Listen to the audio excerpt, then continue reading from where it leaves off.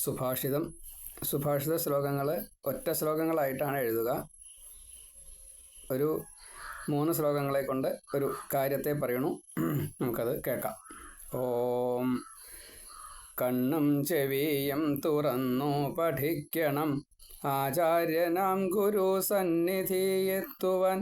സേവനമായി കർമ്മയോഗത്തെ ചെയ്യണം, സർവരിലുമുള്ള ഈശനെ കാണുവാൻ. ജീവന്റെ മുക്തിക്കായി ശുദ്ധമായുള്ളവ നേടണം പഞ്ചേന്ദ്രിയം മനം ഭൂവിതിൽ.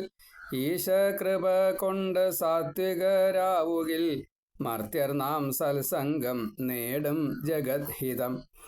ഭാഗ്യമില്ലെങ്കിലീ ഭാഗവത പൊരുൾ കിട്ടുകില്ലാർക്കും ഗുരു കൃപയെന്നിയേ. മർത്യജന്മം കിട്ടി അവസരം, എന്നിട്ടും വിട്ടാലിനി എന്നു കിട്ടിടും.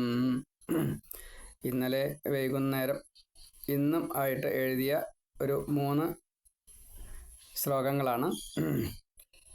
നമ്മൾ പഞ്ചേന്ദ്രിയങ്ങളും മനസ്സും ഒരേപോലെ തുറന്ന് പുറത്ത് എന്തൊക്കെയാണ് ഉള്ളത് എന്നുള്ളത് അറിയണം. നാം നേടിയതായിട്ടുള്ള ജ്ഞാനവും ഈ വിജ്ഞാനവും കൂട്ടി യോജിപ്പിച്ച് യഥാർത്ഥത്തിലുള്ള അറിവ് എങ്ങനെ ഈ ജീവിതത്തിൽ പ്രയോഗിക്കണം, അത് ആരൊക്കെ ചെയ്യുന്നു, അവരിൽ ഈശ്വര ഒരു ഭാവം വേണം. അങ്ങനെയുള്ള ഗുരു ആചാര്യൻ ആരുണ്ട്, അവരെ നമുക്ക് കിട്ടാൻ സാധിക്കും.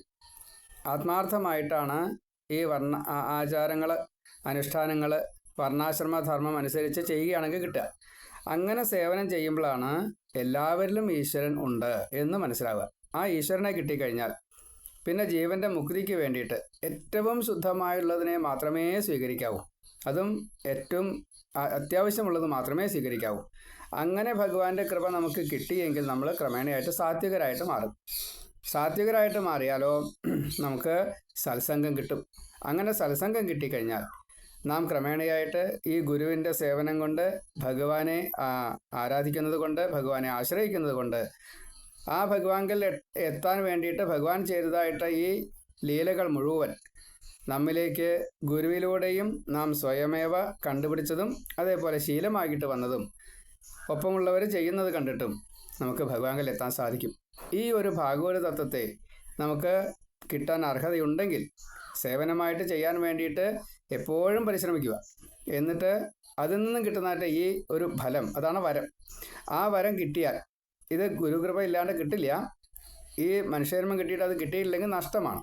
അത് കിട്ടാൻ വേണ്ടിയിട്ടാവണം എല്ലാവിധ പ്രവർത്തനങ്ങളും.